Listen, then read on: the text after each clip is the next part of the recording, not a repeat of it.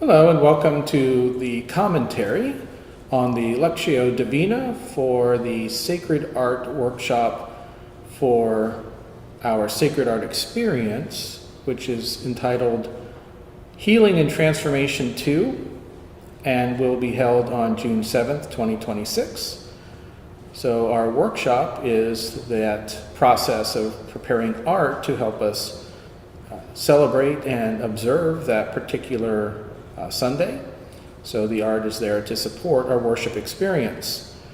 And so as part of that process, we study the lessons appointed for that Sunday. And I am preparing this commentary to help those who are preparing art to understand a little bit deeper the three lessons that will make up our lessons for that particular Sunday. The first reading is from the prophet Hosea. Hosea in the Bible is the first of what's called the minor prophets, a series of 12 books in the Old Testament, the last books in the Christian version of the Old Testament. And they are 12 prophets, and starting with Hosea and ending with Malachi. And Hosea was a prophet who lived in what we know as the northern kingdom of Israel. After the death of King Solomon, Israel went into a period of civil war and emerged in two separate kingdoms, a northern kingdom and a southern kingdom. The southern kingdom included Jerusalem. The northern kingdom included what later would become the area of Samaria. And the prophet Hosea was from the northern kingdom, and he prophesied to the northern kingdom, apparently right up until its destruction at the hands of the Assyrian Empire in 722 BC or BCE, depending on how you count the years.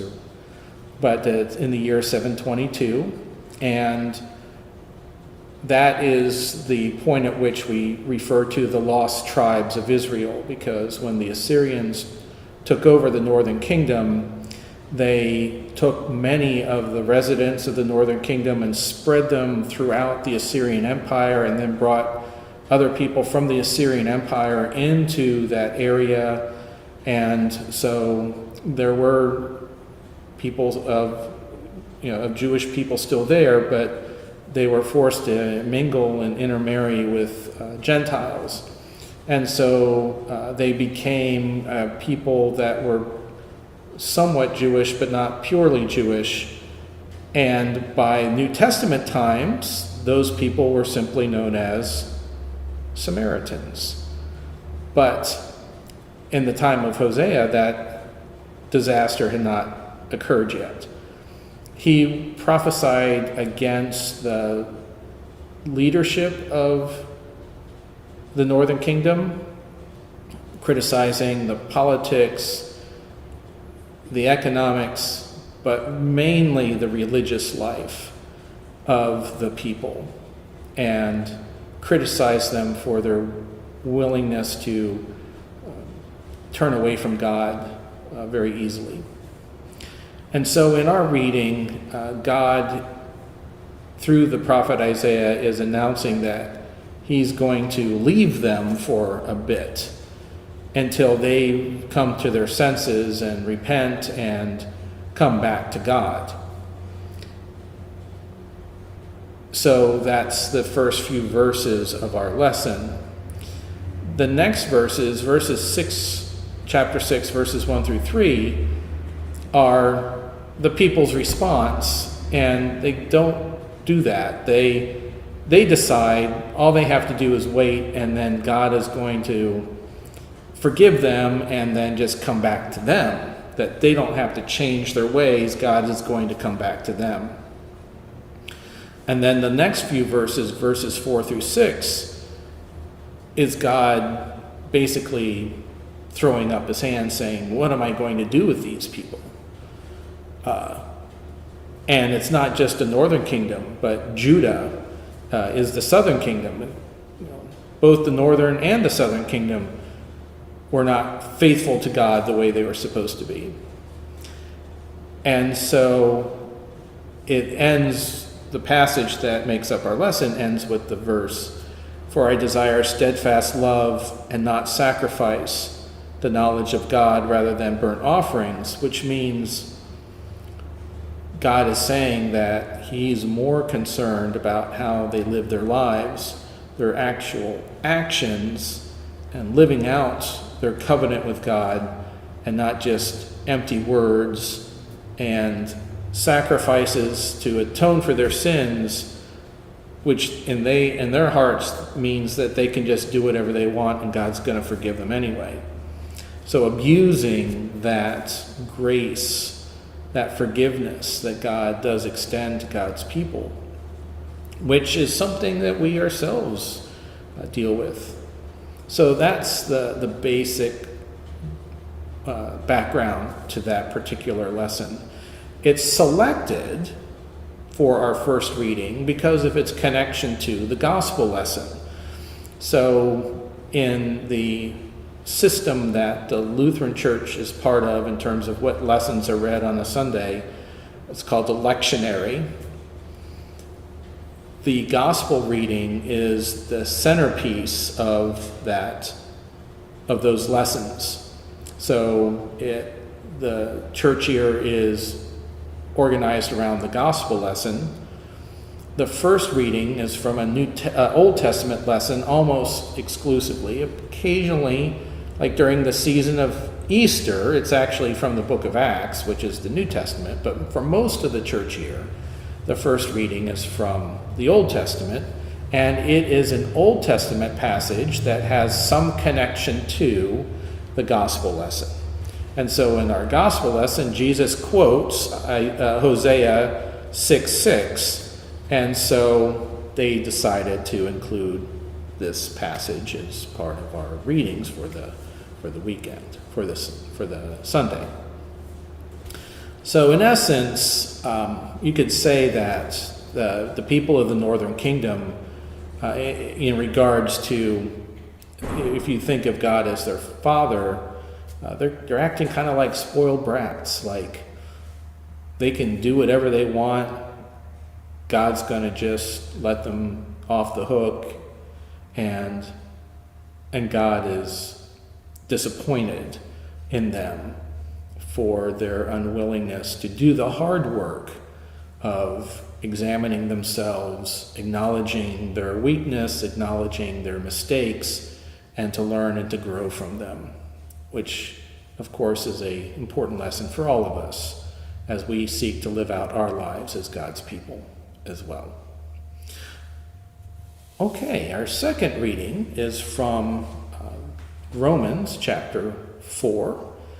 The book of Romans is Paul's letter to the church in Rome, and it was written after a historical event that is attested in the Roman writings and as well, and that is at one point the Roman Emperor Claudius expelled from Rome all Jewish people. So the church in Rome, the Christian church in Rome, had started with the Jewish Christians that had heard about Jesus, connected to that story, and mainly around in the synagogues in Rome. And so a church formed from those Jewish Christians, and gradually, of course, they were also able to connect with Gentiles who connected to the gospel and felt drawn to that message and became part of the church as well. And so up until the expulsion of the Jews by Emperor Claudius, the Jewish Christians and the Gentile Christians worshiped together. But because the Jewish Christians, in essence, were there first, they were the ones who provided the main leadership for the Roman church. And so this would include people like Peter and Paul. They were both part of the Roman church at the end of their lives. And of course, were both Jewish Christians. So And so that group of people provided the main leadership for the Roman Church until Emperor Claudius expelled all the Jews, which included then the Jewish Christians from Rome, and they were not able to be in Rome for many years, but not forever. Eventually, the Jewish people were allowed to come back, and many of them did, and the Jewish Christians returned. And when they did, they came to the church in Rome, and they struggled because the Gentile Christians had gotten used to kind of being on their own. And they were the leaders of the church because there was no one else who could be the leaders of the church. And so when the Jewish Christians came back, they tried to assert their previous level of authority, and the Gentile Christians who had gotten used to being in charge resisted that, and it got to be argumentative, and then it got to be personal, and they began questioning each other's rightness to be considered God's people. And so Paul writes his letter to the church in Rome to smooth things over, to explain the big picture of what it means to be a Christian, whether you're Jewish or Gentile in background, it doesn't matter. And one of the figures that Paul uses to explain that is the figure of Abraham. Because in the Old Testament lessons, stories about Abraham, he is not just the father of Isaac, who's the father of Jacob, who's the father of the 12 sons of Jacob, including Joseph, and who's the one who gets his family down to Egypt, where they're there, and then they leave Egypt many years later in the Exodus and so on. But there's also Ishmael, Abraham's first son. And so Ishmael then becomes the ancestor of several other peoples in the area, in the world. And so Abraham is acknowledged as being the father of many peoples, not just the Jewish people. So Paul uses that reality about Abraham as a way of showing that it isn't one's genetic connection to Abraham that matters. It isn't one's observance of the Jewish law that matters, such as circumcision and eating kosher and so on. What matters is faith. And so he goes to length to show how Abraham models that faithfulness, that faith, that where Abraham's righteousness comes from. And of course, Abraham predates the law of Moses by centuries, because that doesn't happen until the people of Israel leave Egypt on the Exodus.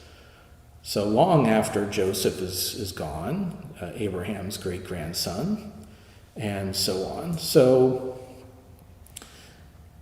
Paul uses Abraham as that example. So that's what our lesson is about, is Paul showing that it's the faith of Abraham that counts. So it doesn't matter if you're a Jewish Christian or a Gentile Christian. What matters is your faith in Jesus is what justifies you, not following the law or not following the law, and so on. So that's the basic purpose of the second reading, is emphasizing that part of the understanding of how it is that people become God's people. And so Paul's main point is, it doesn't matter if you're Jewish Christian or Gentile Christian, you're all Christian through the same way, through faith and grace, not by following the rules. And neither is assumed to be better than the other. All right, so then that brings us to our gospel lesson. And that is a series of stories towards the beginning of the ministry of Jesus, because as you can see just from the lesson itself, he hasn't even selected all 12 of his disciples at the very start of this lesson. At this point in chapter 9, verse 9 of Matthew, Jesus has not selected all 12, because the first thing he does in our gospel lesson is select Matthew to be his follower, to be his disciple, a tax collector. And then the passage continues on with Jesus then going to a dinner at a house, presumably the house where he's staying, and present at the dinner are all sorts of people. There's a section that's left out of this passage, because the gospel reading is Romans 9 through 13, and then 18 through 26. So 14 through 17 is a question about fasting from the disciples of John the Baptist who are present at that meal. So who's at this meal? You've got Jesus, you've got tax collectors, you've got other undesignated sinners, you've got disciples of John, you've got Pharisees. And so it's quite the mix of people at this dinner. And so it's in response to why Jesus is seen as eating with sinners and tax collectors, which is distasteful to the Pharisees. Jesus responds by quoting again from Hosea 6:6. A little bit different way of translating the words, but the same meaning. I desire mercy, not sacrifice. So Jesus is saying that his purpose is to connect with those that are left out, that are on the fringe, that polite Jewish society overlooks and looks down on. That's the people that Jesus is there to connect with and to bring good news to.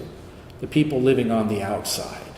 And so Jesus goes to where they are, and he meets them where they are in all ways of meeting people geographically, so physical location, but also meets them economically, meets them socially, meets them religiously, meets them where they are. Doesn't require them to earn their way to be with Jesus, but Jesus goes to them. And this is good news, but it completely confounds the Pharisees, who are so focused on following the rules, observing the law, and making up extra rules for how to make sure that they're observing the law correctly. But even as this is happening, then dinner is interrupted by the appearance of someone that the text just says is a leader. And so I don't know if this is a leader in the Jewish community or a leader in the Roman society, but it's a leader. And he said his daughter's just died, but he's confident that Jesus can heal her, can bring her back. And so Jesus goes with this distraught father, but on the way, a woman who's been bleeding for 12 years recognizes the opportunity and says, that she believes that if she just touches the hem of his cloak, that will be enough to heal her. And indeed, that is what happens. So, how do we know, though, what she's thinking? How do we know what was in her thoughts? And I can only imagine that this woman's life was changed, and because a woman who's bleeding is unclean, it can't be in polite society, is an outcast. And so Jesus doesn't just heal her physically, he heals her socially as well, allows her to be fully part of the community. And so it's only natural that she would be grateful to Jesus, and probably was one of the people that made up the early church. Just so thankful for the transformation that she was able to receive from Jesus, that she lived her life. And when the gospel writers were collecting their story, she told her story and said, that's what I was thinking when I saw my moment, my opportunity to get close enough to Jesus to touch his clothes. That's what I was thinking. So that's how the gospel writer knows, in my opinion, how the gospel writer knows what she was thinking at that moment. And so she's healed, but then he continues on. And this is an interesting encounter, because when Jesus gets to the house, it says there's flute players and there's a crowd wailing, and a crowd making a commotion. So there were people in that time that basically their job is to be professional mourners for folks, to make sure that when someone died, that there was enough of a outpouring of emotion so that if someone had very few people in their life, there was still people there that would mourn their loss. And so they would play instruments, they would cry loudly, they were quite good at it. And so I'm not sure that Jesus had a lot of patience with those people, because I think in a couple of cases, or maybe it's this same story but in other Gospels, he gets them out of the picture, because they're not helping him, because they're not going to be needed anymore. So okay, you're done, your gig's over. You can go on to the next one, because he's there to bring this little girl back to life, which he does. And so, but the way he puts it, no, she's not dead, she's asleep. They laugh at him. That's a very unusual experience for Jesus to be laughed at. He will be laughed at again in the hours and days leading up to his crucifixion, after his arrest, and he's humiliated by the Romans, and so there is that. But until then, people took Jesus pretty seriously. But so it stands out that we have this mention that they laugh at Jesus, and so then this healing then helps spread the word about Jesus. So. From this point on, the crowds following Jesus will get larger and larger and larger. Because if he can bring a little girl back from the dead, what can't he do?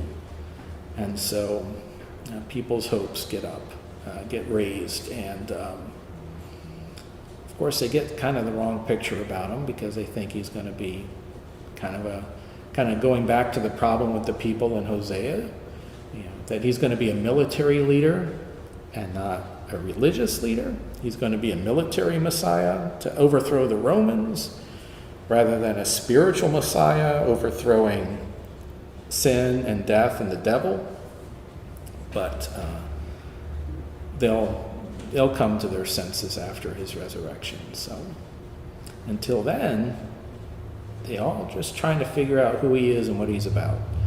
So those are our lessons for this particular sacred art workshop, as we prepare art to help us celebrate this particular Sunday in the church year. I think it's the third Sunday after Pentecost, the first Sunday in June 7th. And so I invite you to consider art you might be willing or able to develop and share with us here at Grace Lutheran Church and the Kranick Center for the Arts. Thank you so much, and blessings to you, and I hope you found this helpful. Take care, everyone.